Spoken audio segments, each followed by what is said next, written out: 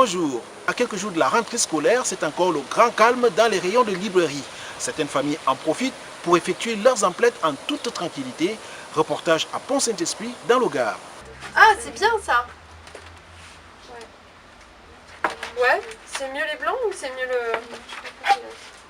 Je vais faire les couleurs. Moi c'est Sylvie. Et moi c'est Lisa. Aujourd'hui, les fournitures, en fait, c'est quoi? Qu'est-ce que vous cherchez exactement? Un trieur et puis voilà. Un trieur et des feuilles. Les livres, c'est les associations de parents d'élèves qui font...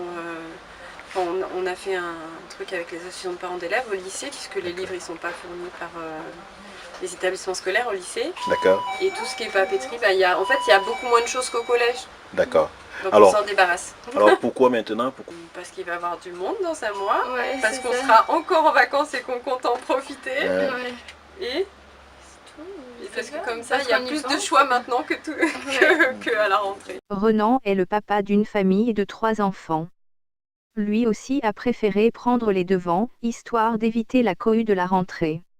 On a pris les devants pour pouvoir avoir tout le matériel qui était nécessaire pour les enfants. Pourquoi maintenant? Pourquoi pas en septembre? Il y a plus de choix et on a la possibilité effectivement d'hésiter entre plusieurs modèles. Et c'est quoi le budget que vous prévoyez globalement comme ça pour la rentrée scolaire? Alors le budget, il a été, je pense, cette année, vu que notre fille rentre en 6e, plus important que l'année passée. Donc on est parti sur à peu près, je pense pour les 3 enfants, pas moins de 300 €. Lisa est professeure d'histoire-géographie à Saint-Paul-III à Château dans la Drôme. Elle est venue dans cette papeterie gardoise chercher un agenda. Mais pour elle, pas question de se précipiter dans les achats de rentrée scolaire. Non, franchement, maintenant ou fin août, c'est pas...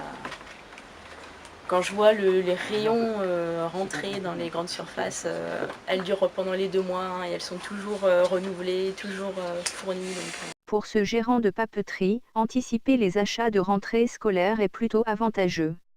Bien sûr, pour avoir le plus grand choix possible, il est souhaitable de les faire maintenant et elles seront complétées éventuellement par les directives du dernier moment qui sont données par les maîtres d'école ou les professeurs. Et puis surtout au niveau des calculatrices scientifiques, le conseil que je donne c'est d'attendre les promotions que les fabricants déclenchent aux environs du 20 août et surtout d'attendre vraiment les directives du professeur pour savoir quel instrument choisir puisque ça fait partie des choses qui sont onéreuses de la rentrée des classes. Même son de cloche chez Stéphane Gras, patron d'une enseigne commerciale spécialisée dans les fournitures scolaires. Alors c'est simple, aujourd'hui l'avantage c'est la maroquinerie. Aujourd'hui en maroquinerie il y a des stocks très limités chez tout le monde, donc à un moment donné par rapport à ces stocks là, plus tôt vous vous préparez et plus tôt on a le choix pour les enfants sur tout ce qui est agenda, cartable, trousse.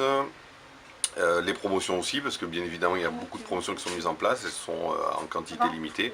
Plus tôt on s'y prend et plus tôt on bénéficie de tous les avantages, autant de choix que de produits. Parmi les services proposés par ces enseignes commerciales, il y a la possibilité, pour les familles, de déposer les listes scolaires. À charge aux marchands de préparer les commandes que les clients en vacances viendront chercher à la rentrée. Je le remets.